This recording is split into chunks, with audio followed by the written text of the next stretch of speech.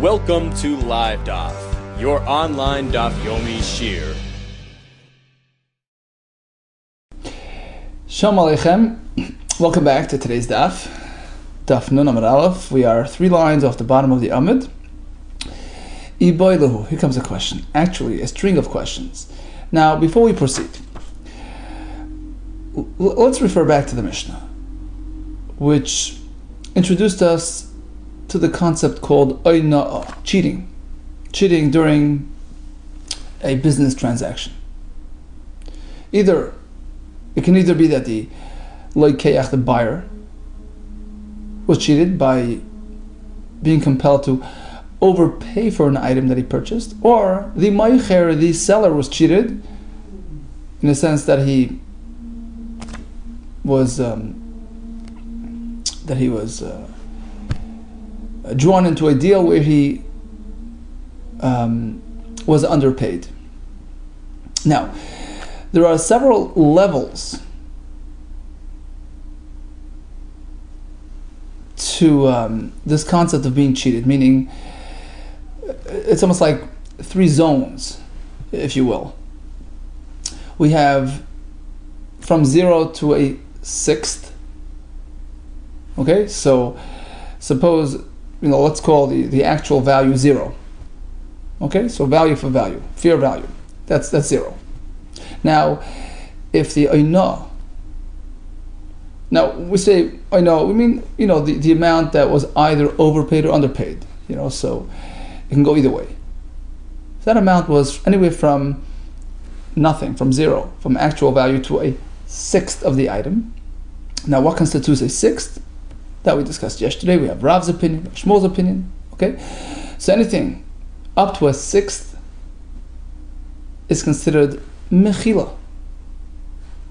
You just ignore it. It's negligible. It's just part of the package. It doesn't really invalidate the deal, etc. Then you get to the point of a 1/6, next zone, which is called the oina'ah zone. It's a true cheat. At that point, the halacha changes. It's no longer considered forgotten and forgiven. Rather, there's an actual claim on that discrepancy. Please give me back refund me the difference. Now, what happens if it's a 1/6? So there's a shita of Rabbi Yehuda Kessler that holds that the party has a choice.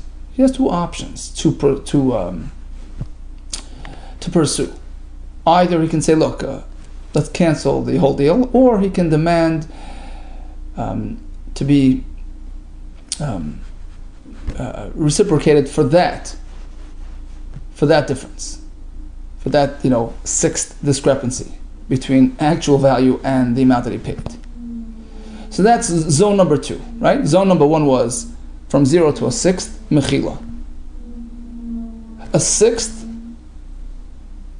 is oina'ah with its various consequences. Then you have the next level, the next zone, beyond a 1/6. So if it was more than a 1/6, that's a real cheat. Bitul mekach. That allows them to cancel the deal. Either party can say, look, this was not a fair deal, it's over. So we have 3 zones. From 0 to a 1/6 is mechila. A 1/6 on its own is called oina'ah, which allows you either to cancel or to demand that difference back. Above a 1/6, meaning if it was more than a 1/6, then it's called bitul mekach. You can just cancel the deal. 3 zones. Now, what is the time frame to pursue all these things? How long do you have to be able to come back and make this claim? We have 4 possible time zones. Either miyad, immediately. It works instantly. So let's say in the case of mechila, you have no grace period. Turns out that it was less than a 1/6, it's machal. You can't come back and say, well, I just bought it, please give it. No. It's built into the system. That's miyad.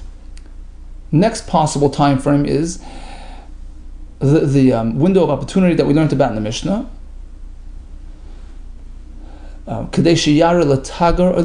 Enough time to allow the buyer to find a relative or an expert to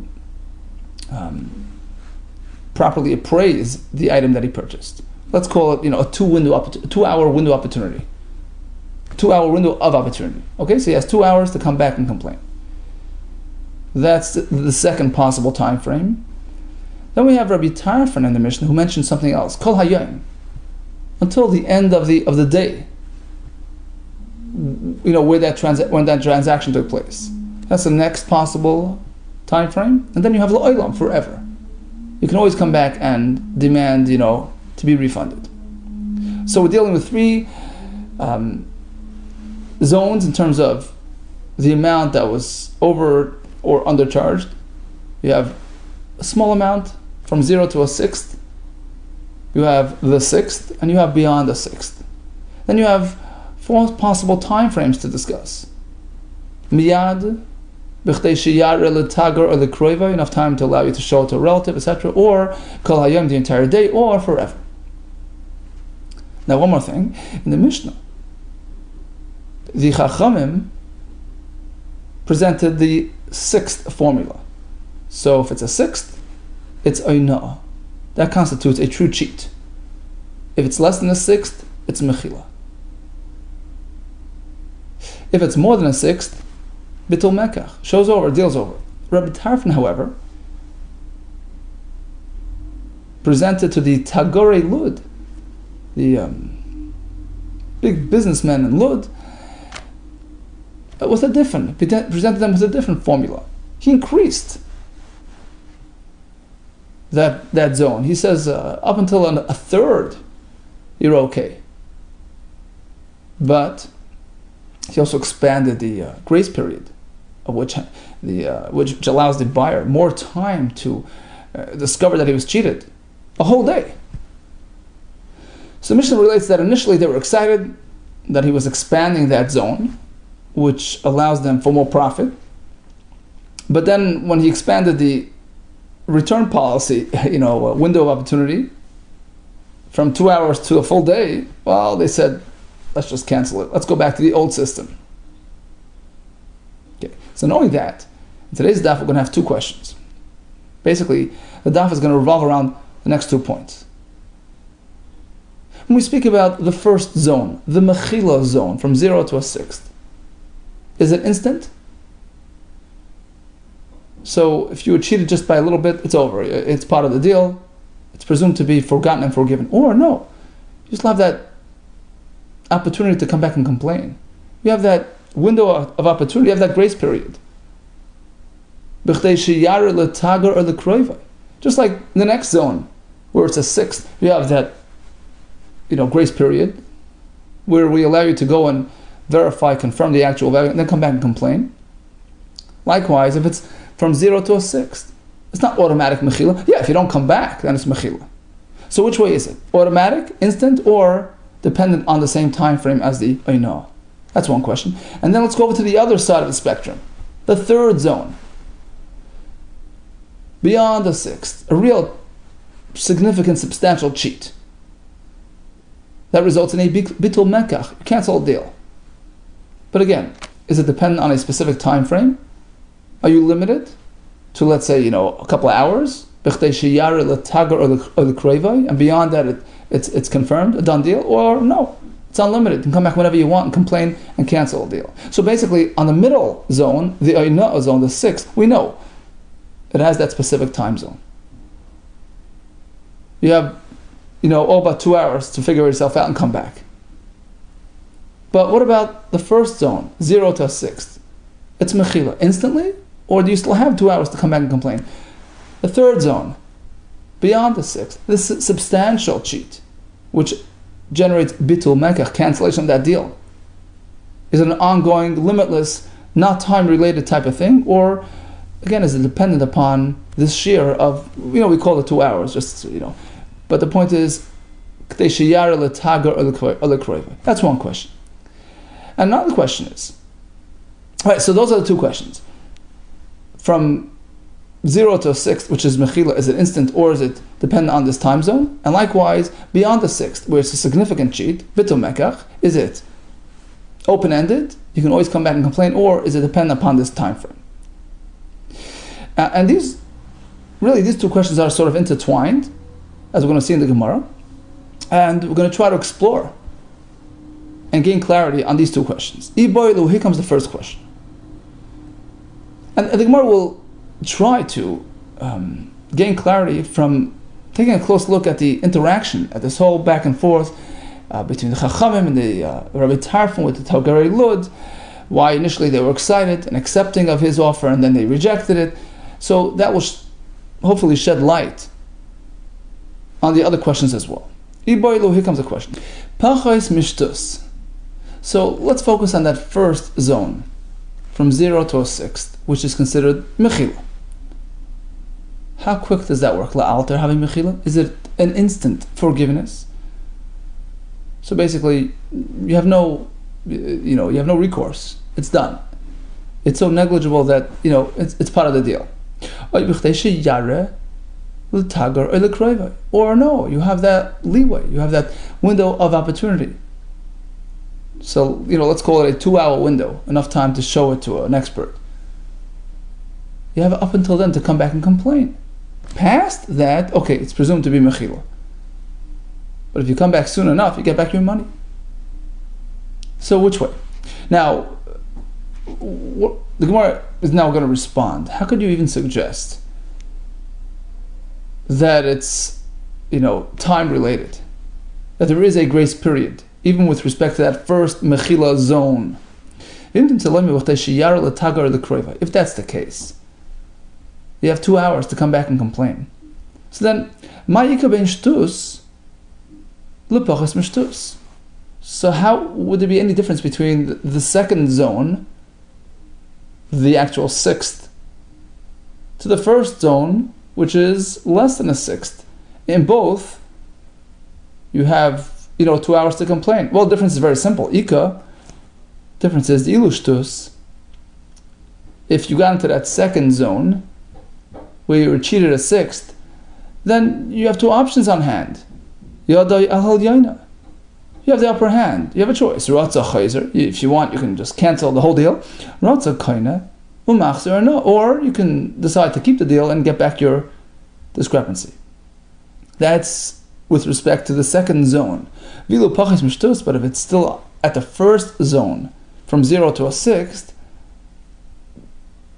true, you have time to come back and complain, but you cannot. You don't have the option of canceling the deal. The deal stands, but you get back the amount that you cheated. So that would be the difference. Okay, so back to the question. That first zone, 0 to a sixth, the mechila zone. How quick? Right away, or only past the grace period? So what's the conclusion on that? Tashma. Let's go back to the Mishnah. The Chachamim established, the three zones. First zone is 0 to a sixth, mechila. If the discrepancy equals a sixth of the value, that's called oina'ah. And if it's beyond the sixth, bitul mekach. Rabbi Tarfon, however, switched it around. He presented the following formula. He said, well, you have up until a third.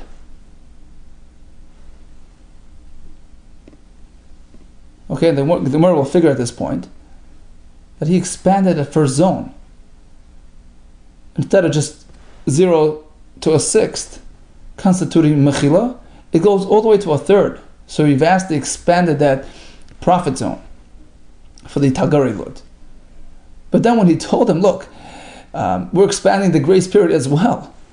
He has all day to figure himself out and come back and complain. They said, Tashma. So the Mishnah says, Chazru l'divrei chachamim. They said, you know what?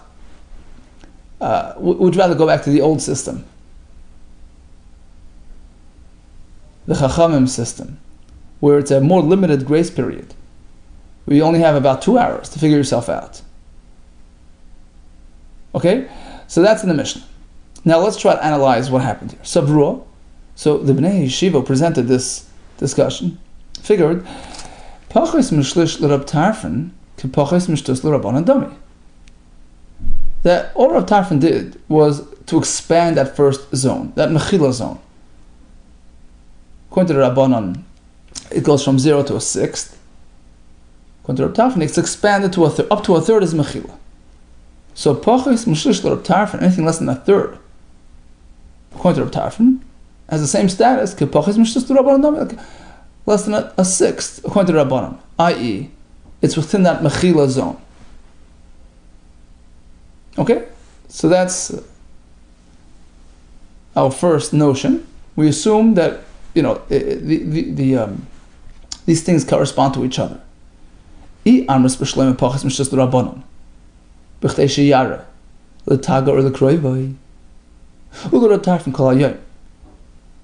if we'll assume that according to the Rabbanon, that first zone, that Mechila zone, is still dependent upon a grace period, it's not an instant Mechila. We have time to come back and complain. And according to Rabbi Tarfon, that time period was expanded as well. Rabbi Tarfon Kalayoyim. Right? Because he did two things. He expanded the zone and expanded the grace period. If this is the case, we can fully understand why the merchants in Lud decided to go back to the old system. Because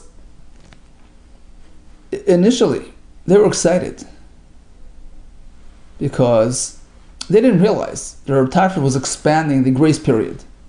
They thought that he was sticking with the old grace period, which is just a 2-hour grace period. So when he expanded the zone, the Mechila zone, from a sixth to a third, they were all excited. It gives them more opportunity for profit. But then when he came back and he explained himself, look, Rabbi Isai, just as I'm expanding the zone, I'm also expanding the grace period, allowing the Lekeach more time to figure himself out all day. Then they had second thoughts. They said, you know what, the positive factor of expanding that zone is overridden by the negative factor of giving him the Lekeach more opportunity to figure himself out. And therefore they just gave up on that offer. Let's go back to the old system. We prefer the Rechachamim system. Smaller zone, but a smaller grace period. But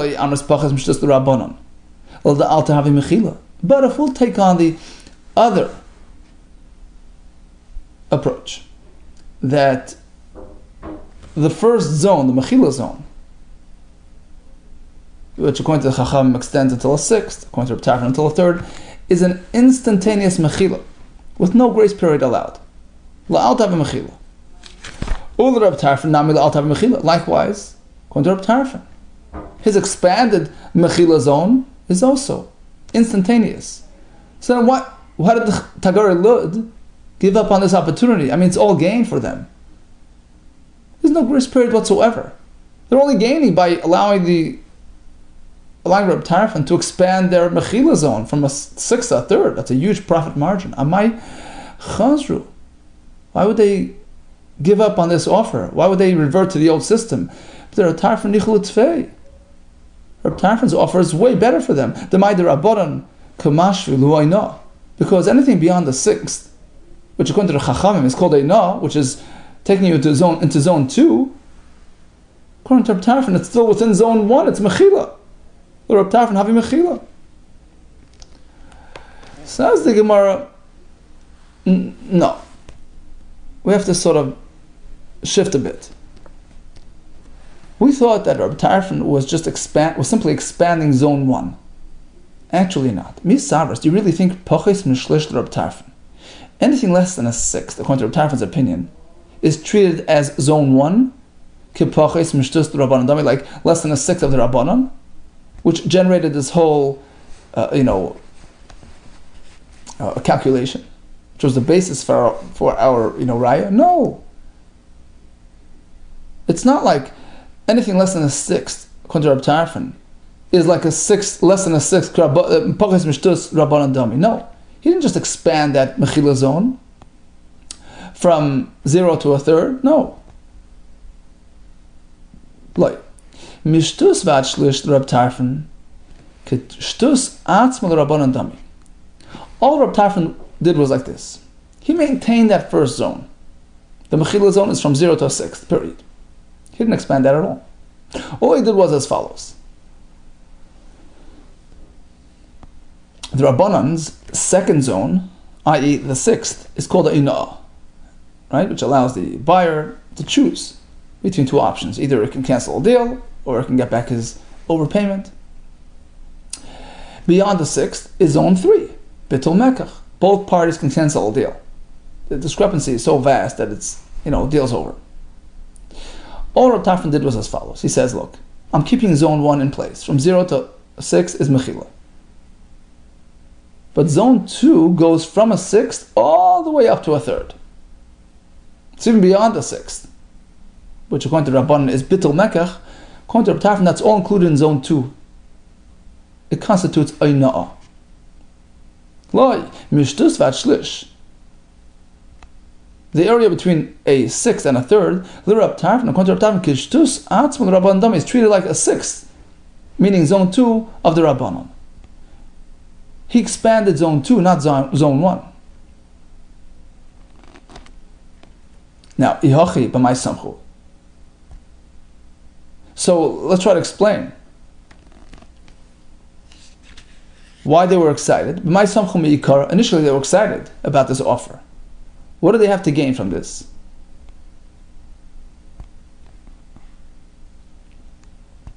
Because in a way you could ask, it's really advantageous to have Bitul Mekach rather than consider it zone 2 Einah, because Einah allows only the cheated party to cancel a deal. But if you go to the third zone, Bitul Mekach, both parties can cancel a deal. So what gain did they have when Reb Tarfon relabeled, categorized, and decided to consider the area between a sixth and a third as Einah rather than Bitul Mekach? So initially, why were they excited? Says the Gemara, that leads us into the second question we had before. Until now we dealt with the first question. Zone 1, Mechila, is it instantaneous or is it time related? Now we move over to the next question. Zone 3, when it's a real significant cheat.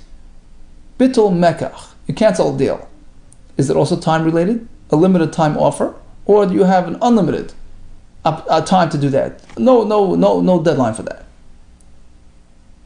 So now we lead into that question.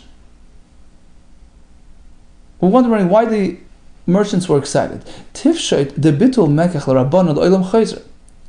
Perhaps we can conclude from this, we can prove from the fact that they were excited about Rabbi Tarfon relabeling that zone, that sixth to third zone, from considering it zone 3, bitul mekach, to merely Einah, which is considered zone 2. We can bring a raya. Tifsha de bitul mekach l'rabbanan l'olam chayzer. That according to the Shittas Rabbanan, when you're in zone 3, substantial cheat, bitul mekach allows you to do that forever. There's no time limit, there's no deadline in terms of how soon you have to come back and complain. So now, they felt that they were gaining. When Rabbi Tarfon reclassified that area from Bitul Mekach, zone 3, to zone 2, Einah. You know why? They keep in the Amrlu Rabbi Tarfon Habi Einah. When Rabbi Tarfon informed them that anything from a sixth to a third is considered not zone 3, Bitul Mekach, which allows them to do it without any time. No, it's zone 2, it's Einah.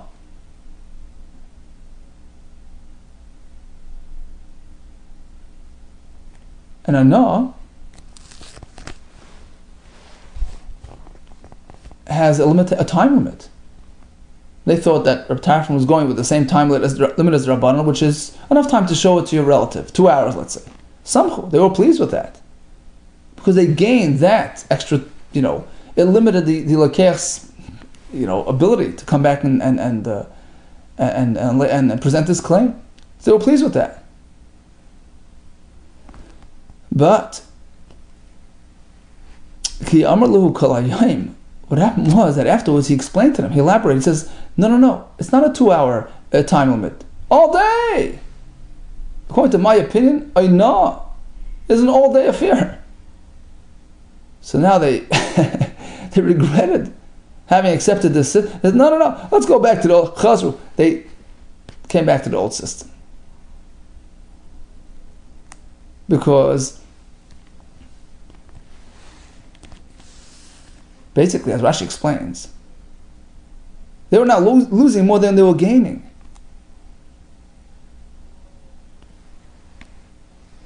Because although in a way the Kol Hayom is really better for them because it's a shorter time frame. It's giving the Lokeach less time than just La'olam, right? But on the other hand, as Rashi points out, what happens to exactly a sixth? According to Rabbanan, that's zone 2. And he has just 2 hours to figure himself out. But according to Reb Tarfon, anything from a sixth all the way to a third, including exactly the sixth amount, is also included in zone 2. And according to Reb Tarfon, zone 2 has an expanded time frame. All day. And that's disadvantageous for them. That's to their detriment. To allow the Keach so much time to figure himself out. Chazru. That's why they went back to the old system. But this is based on the premise that when we speak about zone 3, you got all the time in the world to come back and complain. Right? That was the basis for this calculation. Right? So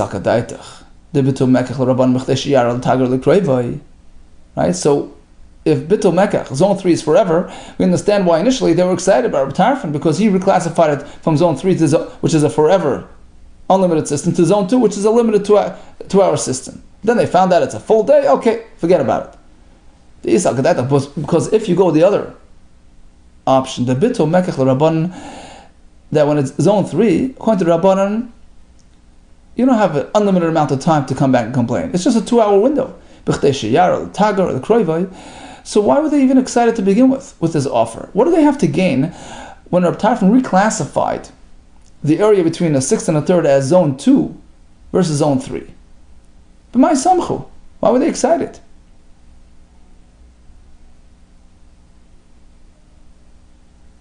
What difference does it make whether it's zone 3 or zone 2? Either way, you have just 2 hours to figure yourself out. They have no gain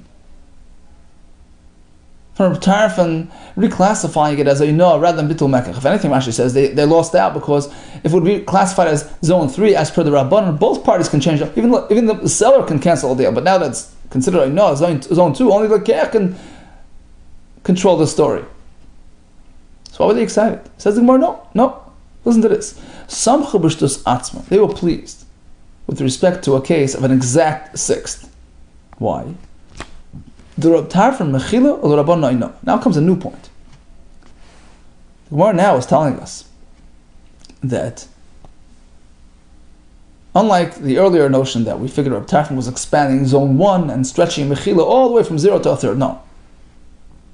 He kept it pretty much where it was.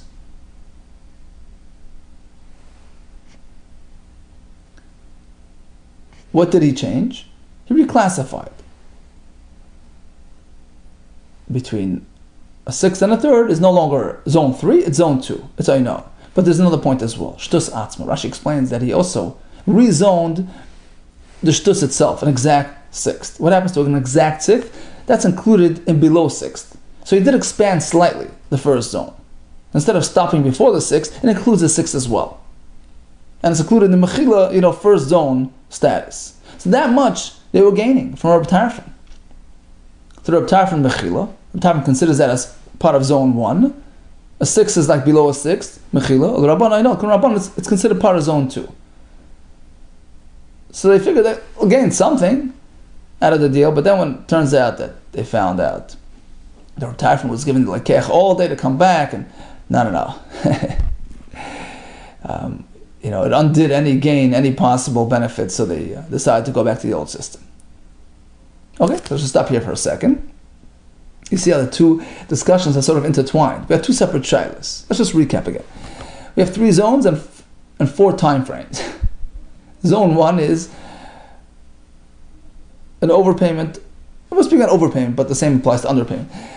Of nothing up to a sixth. That's the Mechila zone. A sixth to a third is the Aina'ah zone. Beyond the third is Bitul Mekach zone. We have 4 possible time frames to deal with. Immediately. Number 2, B'chtei sheyara letagar or lekroiva, enough time to allow a relative or an expert to examine the item. Let's call it a 2-hour window of opportunity. Then we have kol hayom all day, and we have forever. Now, when you're in the middle zone, the Aina'ah zone, all agree it's about, it is dependent upon this time frame.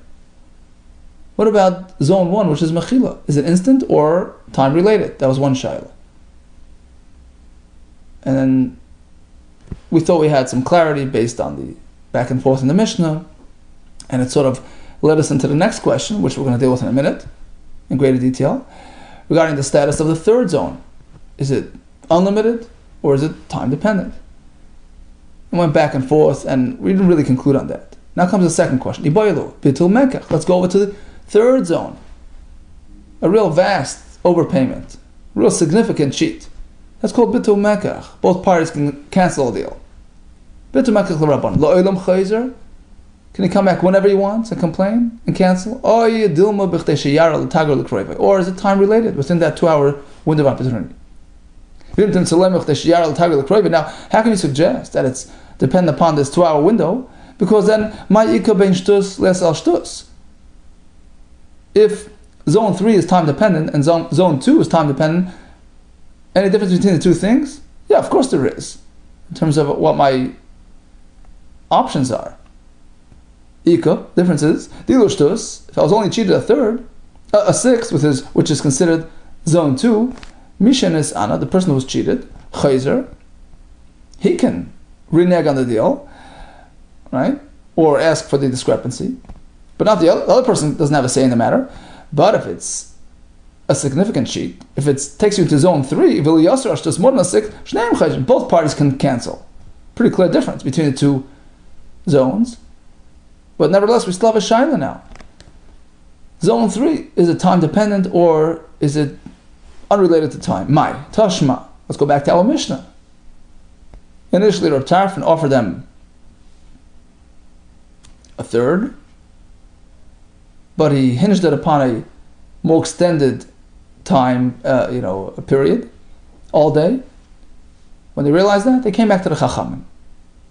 Tashma chazru libur Chachamim. Let's try to analyze this part of the Mishnah in light of our most recent Shiloh.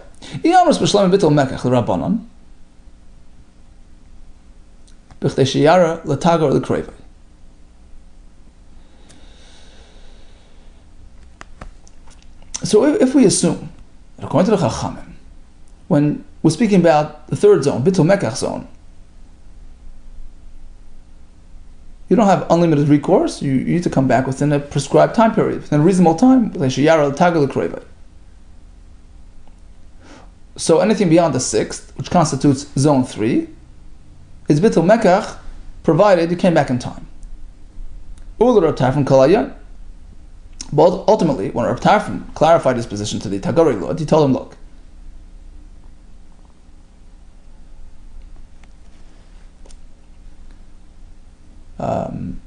I'm considering anything up to a third as part of zone 2, as part of Aina'ah. It's not Bitul Mekach, it's not zone 3, it's Aina'ah. And initially they thought that he was working with the same time frame as the Rabbanah, the 2-hour time frame. So they were happy with that, because, as we explained before, they had something to gain when it's exactly a sixth. According to Rav Tarfon, it's Mechila, as we explained before. But later on, when he clarified that he was expanding the time zone as well, Kol Hayom, which in a way is to the detriment of the seller, because the buyer has enough time to recover. That undoes any benefit that they had from Reb Tarfon's opinion. But Reb Tarfon called you Mishamachi Chazru. That explains why they went back to Rabbanan's position. They rejected Reb Tarfon's, approach.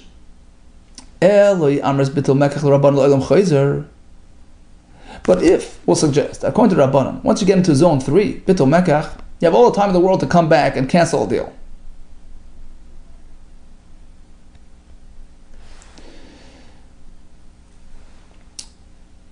Amai Chazru. So, even if ultimately they found out, they discovered that he was giving a longer time frame for zone 2, for Ina, instead of just 2 hours, it's all day. But the fact is, he was still speaking about a shorter time frame than the Rabbanan. So why did they go back to the Rabban? But the Rab Tarfon Nichelu Tfei, they should have been more pleased with Rab Tarfon's offer.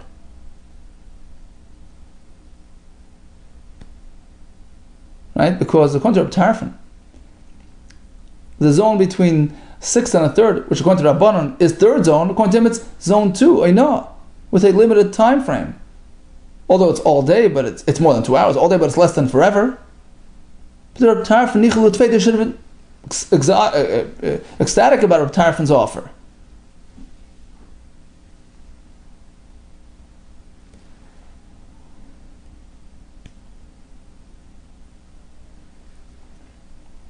Right? The kamashvilahu ayna kalayim v'sulay.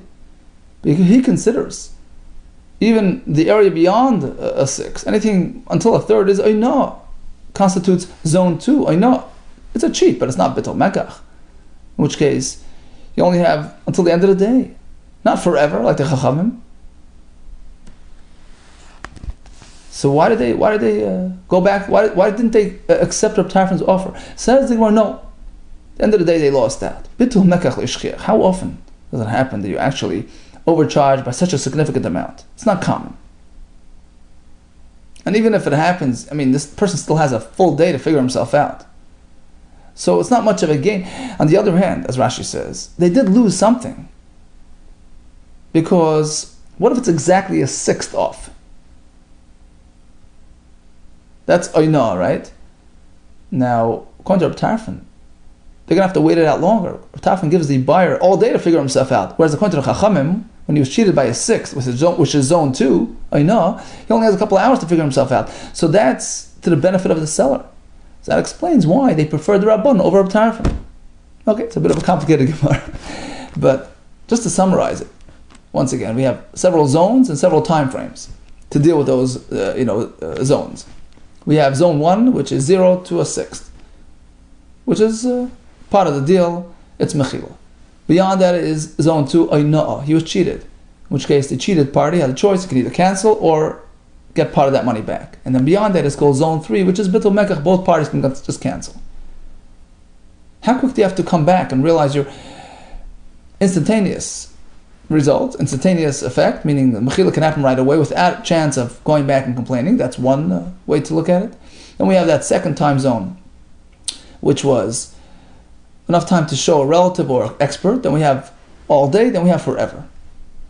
Now, when we speak about zone B, certainly it's dependent upon a specific time zone, whether it's B'chtei Sheyar El Tagar or the Kroivai, which is the Rabban, or Kol Hayar and the Reb Tarfon.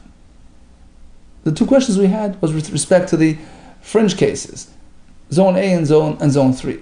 Zone A, which is Mechila, how quick? Right away? Or do you still have a grace period to recover and figure yourself out? We had one shayla on that, we went back and forth on that without a conclusion. And likewise, regarding zone 3, that substantial cheat, Bittul Mekach, is it also time dependent? You only have a certain amount of time to come back and demand your refund, or is it just an unlimited lo'elam type of deal? And these questions sort of intertwine with each other and tied into the back and forth with Reb Tarfon and Tagari Lud, and that's what we're holding. Amar Rava, Hilchasa, what's the conclusion? Pachas mishtus, if it was less than a 6th, niknei mekach. The deal is done, the item is purchased, and Rashi says la'altar. So the mechila happens right away. That's the conclusion. Yosol shtos, bitul mekach. It's beyond a 6th, that takes us into the 3rd zone, bitul mekach. They can both cancel a deal. Shtus, it's exactly a sixth. Kana umachzer oina. The deal stands, but he has to give him back the discrepancy. And Rashi points out that Rava goes like the Shita of Rabbi Nasan, that when it's zone 2, there's no option of canceling the deal. At most, you can demand your money, the extra money back. Now, regarding time frame, whether it's zone B or zone 3, the tagar or the kroiva, we only give you enough time to allow you to show it to a relative, an expert. Tanakava say the Rava, we have a right from a brisa like Rava. Oh, if he was cheated, pachas mishtus, it was less than a sixth, nikna mekach, deal is done. Yasser shtus, beyond a sixth, atal mekach, the deal's over. Shtus, it's exactly a sixth. Kana umachzer no di Reb Nasan, right? So Reb Nasan holds. Deal stands, but he has to refund him that difference. Rabbi Yehuda Nasi Aimer, and actually Rabbi Yehuda Nasi is the opinion that was reflected in the Gemara until now, till Rava came along and paskin like Reb Nasan. Rashi says we paskin like Reb Nasan. We rely on his opinion more, but in any case, Rabbi Yehuda Nasi disagrees. He says when it's in zone 2, you have two options available. Rabbi Yehuda Nasi Aimer yad moicher al yoina. If the seller was the one who was cheated, he was underpaid. So he has the upper hand. He has two options on hand. If he wants, he can ask for his item back, or he can demand, the difference back. And regarding zone 2 and zone 3, you have that time frame, that window of opportunity, and past of which the Oinoa claim is rescinded. When we speak about a window of opportunity to come back and demand refund, that only pertains to the customer who was cheated.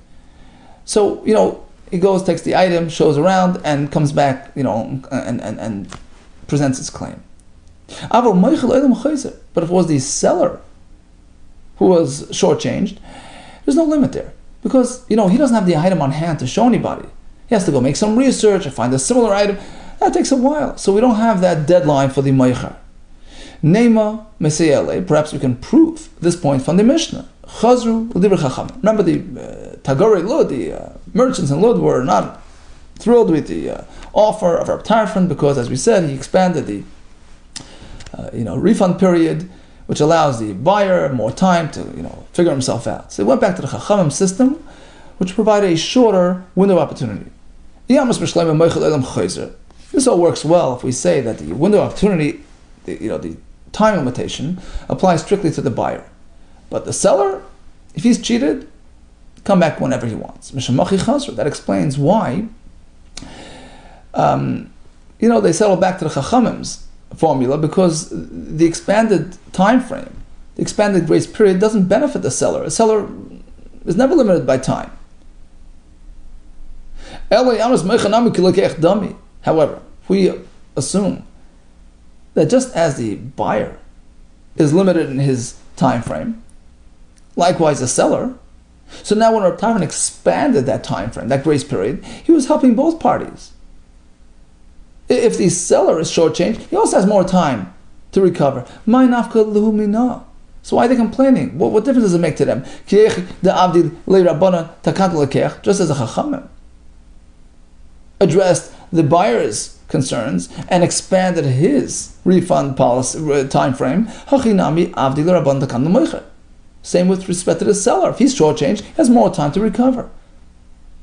So are they complaining? Why were they dissatisfied with this expanded time frame? Answers the Gemara, Tagori Lud lo shchiach the Torah. They were, these Lud merchants were these world-class merchants, very uncommon for them to allow themselves to be shortchanged and, mistakenly sell for less than they should. So bottom line is, it's not typical for them to have to dip into this, privilege, to take advantage of this system. So by expanding that refund period, you're pretty much helping the buyers, and therefore these sellers were not satisfied with that. Okay, that ends a very complicated DAF. It's a pleasure learning together. Hatzlacha Rabbah and all the best.